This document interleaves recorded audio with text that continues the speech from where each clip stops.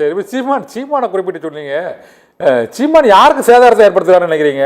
யார் வெற்றி பெறுவதை தவிர்க்கிறாரு நினைக்கிறீங்க? டிடிவி தினகரன் வந்து அதிமுக வெற்றியை தென் மாவட்டங்களிலும் டெல்டா மாவட்டங்களில் ஒரு சில மாவட்டங்களில் அவர் வந்து அந்த பெற்ற வாக்குகள் வந்து ஏடிஎம்கேக்கு ஒரு பாதகத்தை ஏற்படுத்தியதாக ஒரு புள்ளி வர கணக்கு இருக்கு. சீமானுக்கு அப்படி ஏதாவது கணக்கு இருக்கா சார்? அவர் எல்லா தொகுதியிலும் தான் தனித்து போட்டியிடுறாரு எல்லா தேர்தலையும்.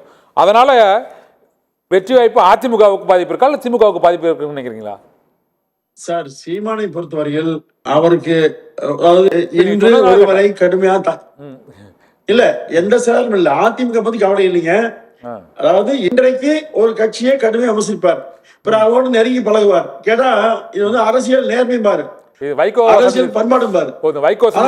அவருடைய நேர்மையான பார்வைகளை பெரியார் திட்டாரு, அண்ணா திட்டாரு, எம் திட்டாரு, அம்மா திட்டாரு, எடப்பாடி திட்டாரு, அப்ப ஸ்டாலின் திட்டாரு, ஏதாவது நெருங்கி போறாரு. அவங்க அவரை பொறுத்தவரையில் ஒரு கூட்டத்தை வைத்து ஏமாற்றுகிறார். அவருடைய வாக்கு வங்கி இனிமேல் வெறும் 3% குறையுங்க. 7% வாக்குகளை விஜய்க்கு போகும். விஜயின் வாக்கை பெற்றுக் கொண்டிருந்த திரு சீமான் அவர்களுக்கு நிச்சயமாக 2026 மிகப்பெரிய படுகொலை தயாரா இருக்கிறது. அவர் வெற்றி பேச்சு வீண் பேச்சு என்பதை அவரே உணர்கிறார். அவர் நேற்று அம்பத்தூரில் நடைபெற்ற கூட்டத்தில் வந்து அதிமுகவை கடுமையாக விமர்சித்திருக்கிறார். சுயமரியாதை, திராவிடம் என்ற 2 கொள்கைகளுமே அதிமுகவில் யாருக்குமே இல்லைன்னு சொல்றாரு. சார், நீங்க தமிழ்நாட்டில் வாழக்கூடிய மக்கள் ஒரு சகோதர உறவோடு எல்லாமே வாழ்றாங்க. நீங்க சாதி ரீதியா, மத ரீதியா, மொழி ரீதியா, இன ரீதியா, நீங்க மொழி வந்து ஒவ்வொரு மாநிலத்துல மாநில மக்களுக்கு முக்கியமான ஒன்று. ஆனால் அந்த மொழியை வைத்துக் கொண்டு இன்னொரு மொழியை பேசுகின்றவர்களை துவேஷப்படுத்துவது, அதாவது மொழி ரீதியாக மக்களை பிரித்து காட்டுவது. அப்ப ஆந்திராவில் இல்லையா, கர்நாடகாவில் இல்லையா, கேரளாவிலும் ஒப்பிடுறாரு. தமிழ்நாட்டு மண்ணை பொறுத்தவரையில் இது மிகப்பெரிய பக்குவமான மண். 1000 விமானங்கள் வந்தாலும் இந்த மக்களை பொறுத்தவரையில் பிரித்தாலும் சூழ்ச்சியிலே பழிய மாட்டாங்க. ஆனால் சீமானை பொறுத்தவரையில் அவர் தனக்கு எது லாபம் என்று கணக்கிட்டு பேசுகிறார். உண்மை சொல்றேன், ஓட்டுக்கு பணம் தரான்னு சொல்றாங்க எல்லாத்தையும் சீமான் சொல்லிட்டு இருக்காரு. ஆனா தேர்தலில் நிற்பதற்கே பணம் வாங்கி கொண்டு நிற்கிறார் என்று செய்தி வருது. அவர் யாருடைய நாடு இருந்து இயங்குகிறார் என்பதும் எனக்கு தெரியுங்க. எனவே சீமானை பொறுத்தவரையில் 26 கூட அவர் காலி. இப்பவே அவர் 60 வயசு நெருங்கிட்டு இருக்காரு.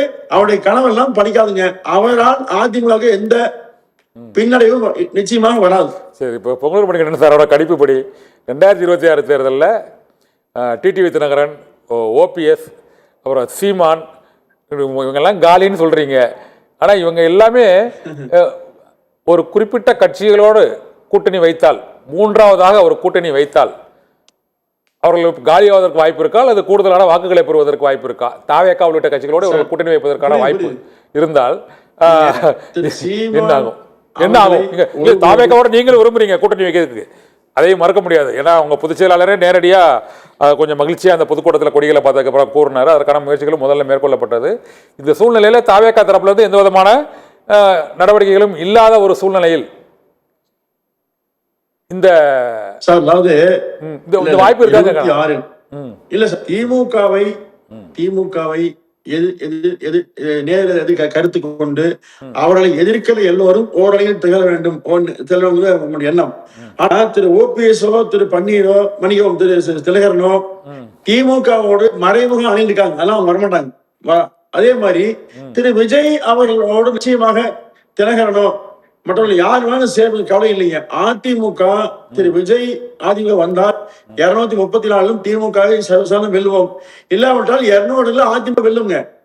இல்லாவிட்டாலும் கூட அதிமுக வாய்ப்பு மிகப்பெரிய வாய்ப்பு உண்டு. ஏன்னா அதிமுக இல்லாமல் திமுகவை யாராலும் வெல்ல முடியாது. ஏன்னா இன்றைக்கு ஆகப்பெரிய இயக்கம் அதிமுக தான்.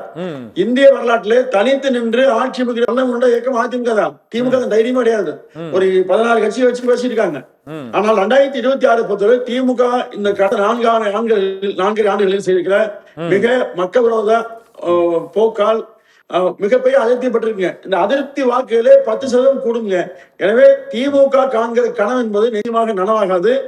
விஜய் மற்ற போரோடு யார் சேர்ந்தாலும் கவலை இல்லை. ஆனால் விஜய் கட்சியை பொறுத்தவரையில் 26 திமுக மட்டுமல்ல மற்ற எந்த கட்சியாக இருந்தாலும் சரி தாக்கி பிடிப்பாங்க. ஆனால் திமுக மீண்டும் ஆட்சிக்கு வந்து விட்டால், அதாவது பூண்டோடு விஜய் கட்சி அழிப்பாங்க அவங்களுக்கு தெரியுங்க. எனவே திமுகவை எதிர்க்கிற எல்லோரும் ஓரளவில் திரளுங்கள் என்று அதிமுக சொல்லுங்க. எந்த கிடையாது.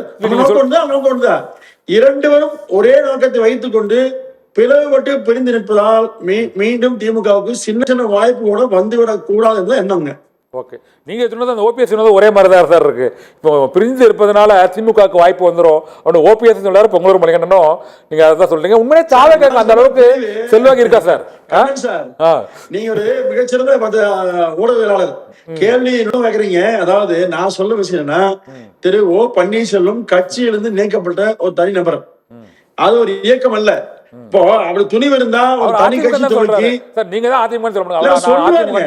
நீங்க இவரை கட்டிலும் அம்மையார் சசிகலா தன்னை பொதுச்செயலாளர் சொல்றாங்க, 24 நான் தான் ஆட்சியர்னு சொல்றாங்க. இதுக்கு காமெடி, நிறைய காமெடி வரும் 26ல. ஆனால் ஒருவர் கூட அந்த ஏபாம் பீபாம் கைது போட்டு சின்னத்தை ஒதுக்கீடு செய்ய போவதில்லை. எடப்பாடி மட்டும் செய்ய போறாரு. எனவே இதெல்லாம் 26 வரைக்கும் இந்த காமெடி ஓடுங்க. 26க்கு பிறகு இந்த எல்லா காமெடிகளும் சமன் செய்யப்பட்டு மிகச்சிறப்பான ஆட்சி அளிக்கிற ஆட்சியாக அதிமுக தலைமையில எடப்பாடியார் நிச்சயமாக உருவெடுத்து அமைப்பார்.